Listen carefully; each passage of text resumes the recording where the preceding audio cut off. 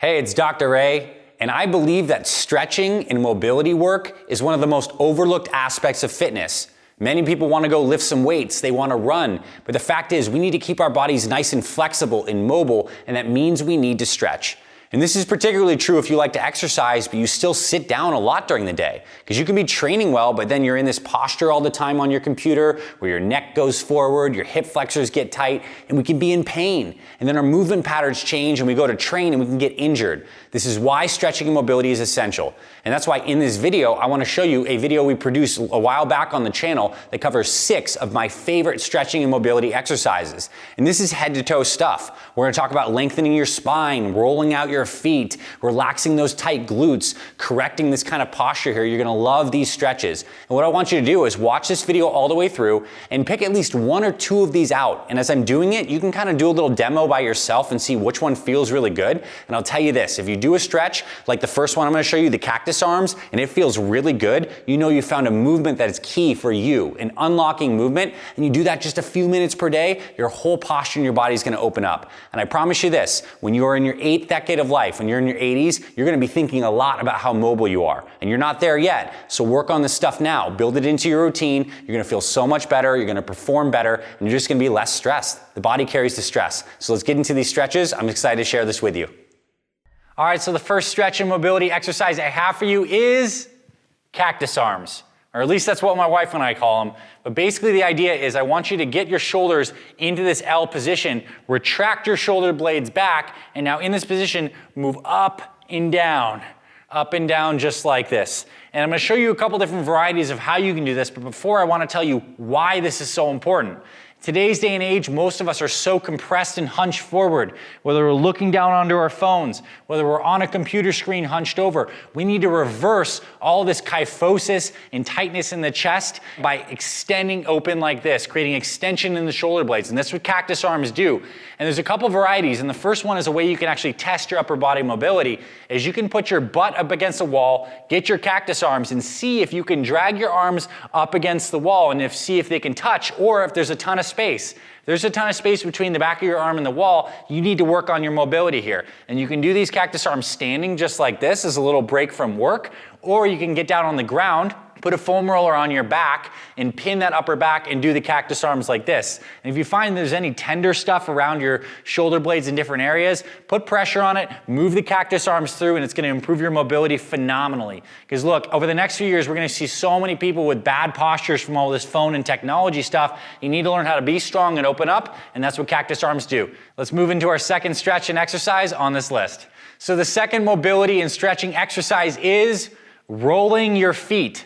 Look, our feet are like the unsung heroes of these bodies. Wherever we move, our feet are the contact point, and the feet have over 100 different bones, ligaments, muscles, tendons, and we just don't give our feet enough love. And those muscles get tired, they get cramped, and when they do, our whole posture changes. And I don't know if you've ever had a foot injury, but you know how devastating it can be if something's hurting your foot. And one of the best things you can do to take care of your feet and your posture and your energy is to roll your feet out. And so I'm going to show you a different couple varieties of how you can roll your feet out. You can use something like a lacrosse ball, and you put that underneath, you stand on 1 foot at a time, you roll that out. You can get a broomstick or some kind of large cylindrical thing and put both of your arches on your feet there. Sometimes when I'm working on a computer for long stretches, I'll get a little broomstick underneath my feet and just kind of roll like that. Or I'll do it before I exercise to really open my feet up, get my arch going. Particularly if you're someone who likes to run, open your feet up. And I find if you're doing this and you find there's a lot of pressure and tender points, this is something you need to do regularly. Look, this is one of the things that only takes like 30 seconds to 1 minute to give you benefit, but it's like, are you going to make the time to do this? And so give yourself a test right now. Use a lacrosse ball, a golf ball, or even your finger and see how tender is the bottom of your foot. Are there areas you need to work on? And if you do, you're just going to feel so much better and so much more open. So roll your feet more in 2023. Let's get into the third mobility exercise on this list. All right, so the third mobility and stretching exercise is spinal traction. And what I mean by spinal traction is taking the spine and lengthening it. And there's 2 main ways you can do this. The first and simplest way is to do what's called a dead hang, where you get up onto a pull-up bar or something like this, and you're just hanging, and you're allowing your grip to be very strong, but your arms to be nice and relaxed, and you're allowing that spine to be lengthened out through gravity.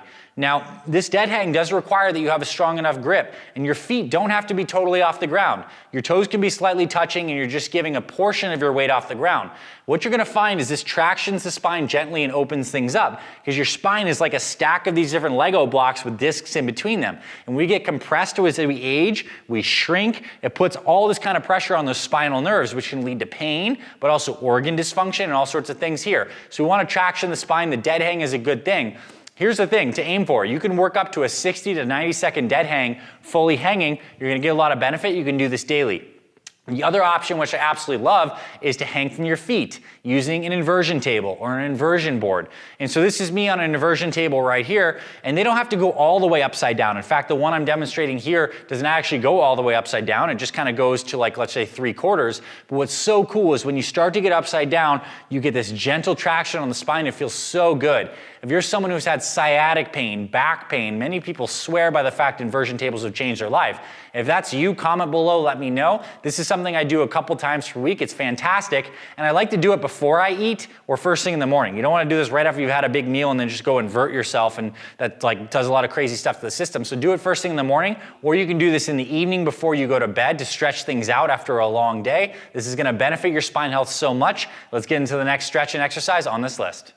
All right, so number 4 is doing a unilateral glute stretch. Our glutes get so tight, oftentimes because they're a little bit weak. And so we've covered a lot of exercises like swings and squats that are great for overall glute health. But one thing you can do is actually start to stretch them.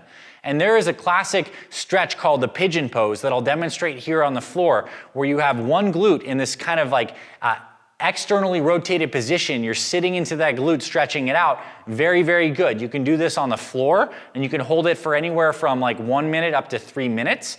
And what's also fun to do is a little bit of pulses while you're there, where you contract the glute and relax it, contract the glute and relax it, maybe even try to move your forehead closer to the floor. You're gonna find a deep stretch in that glute. It's so good.